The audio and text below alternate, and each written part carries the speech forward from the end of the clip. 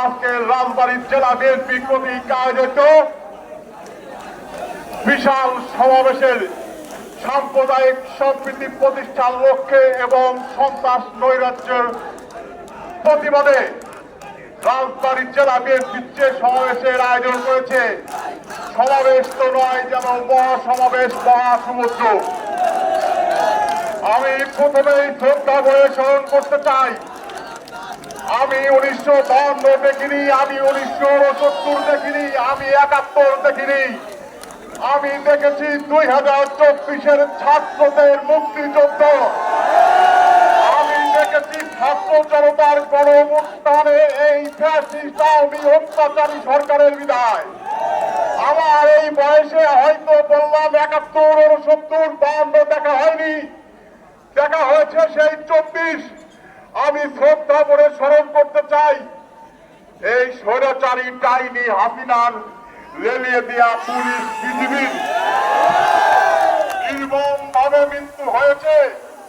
রংপুরের আমার ভাই আবু সাইদ, মীর মুগ্ধ, ইরফান ভুইয়া, শাকিল পারভেজ, রুদ্র সেন, ফয়সাল আহমেদ শান্ত, ওহিদুজ্জামান তানভীর, ফাহিম জাফর, দীপ্ততে হাসান মেহেদী সহ নাম না জানা এবং জানা অসংখ্য তরুণ আবাল বৃদ্ধ বনিতা আমি শ্রদ্ধা করে স্মরণ করি। তারপরে সেই 1971 সালে যে সকল মা বোন ইজ্জত হারিয়েছেন এবং যে সকল ভাই বোন শহীদ হয়েছেন, আমি শ্রদ্ধা করে স্মরণ করি 52 ভাষা আন্দোলনের সালাম, বরকত, রফিক, শফিক, জব্বারকে। আমি শ্রদ্ধা করে স্মরণ করি আমার প্রয়াত নেতা, এদেশের বহুদলীয় গণতন্ত্রের প্রবক্তা, আধুনিক বাংলাদেশের রূপকার শহীদ প্রেসিডেন্ট জিয়াউর রহমানকে। আমি আরো বলছি আমার মমতা মহিমা, স্মরণ করছি এই মহাসমাবেশের মঞ্চ থেকে বেগম খালেদা জিয়াকে। আমি আমার নেতা তারেক রহমানকে, তারুণ্যের অহংকার তারেক রহমানকে ধন্যবাদ দিতে চাই।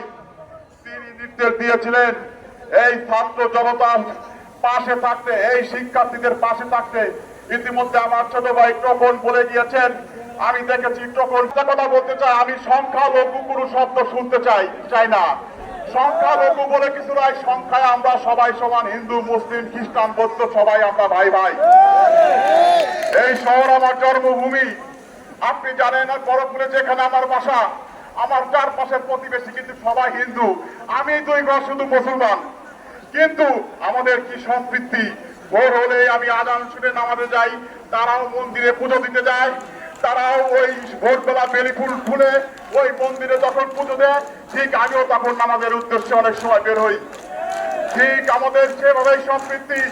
কোথায় কি ঘটল তার এবং এই কুচুকি মহলের যারা, আপনারা জানেন, এক শ্রেণীর হাইব্রিড আওয়ামী লীগ যারা লুটে ফুটে খেয়েছে, আর ওই নির্যাতিত আওয়ামী লীগের সাথে বর্তমান কিছু বিএনপির কুচুকি মহলের সাথে মিশে কোনো অপকর্ম করলে আমরা তার দায়ভার নেব না।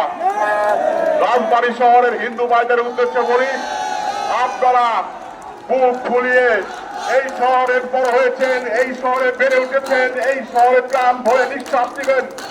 এই শহরে আপনাদের জাত, ধর্ম, বর্ণ নির্বিশেষে আমি বাংলাদেশ জাতীয়তাবাদী ছাত্র দল এবং আমার বিএনপির নেতারা, আমার ভাইবার থেকে বেড়ে উঠেছি। যদি কেউ কোনো চাঁদাবাদী সন্ত্রাসী করে, আপনারা পুলিশকে এবং আমাদের সহযোগিতা নেবেন, ধরে খুঁটির সাথে বেঁধে রাখবেন, তারপর সেনাবাহিনীকে খবর দেবেন, পুলিশকে খবর দেবেন।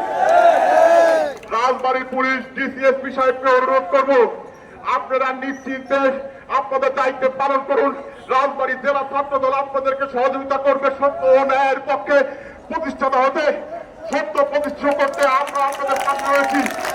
রাজবাড়ী সেনাবাহিনী আপনাদের প্রতি উদাত্ত আহ্বান, আপনারা যারা আছেন আপনাদের মন মতো, আপনাদের স্বাধীন মতো আপনারা অ্যাকশন নেবেন। সন্ত্রাসী যে দলেরই হোক না কেন তাদের বিরুদ্ধে ব্যবস্থা নেবেন। আর আমরা তো রয়েছি ব্যবসায়ী ভাইদের পাশে, হিন্দু ভাইদের পাশে।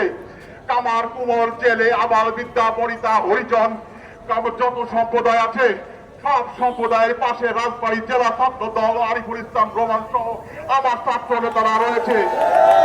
যদি কোন রকম অনিয়ম, অত্যাচার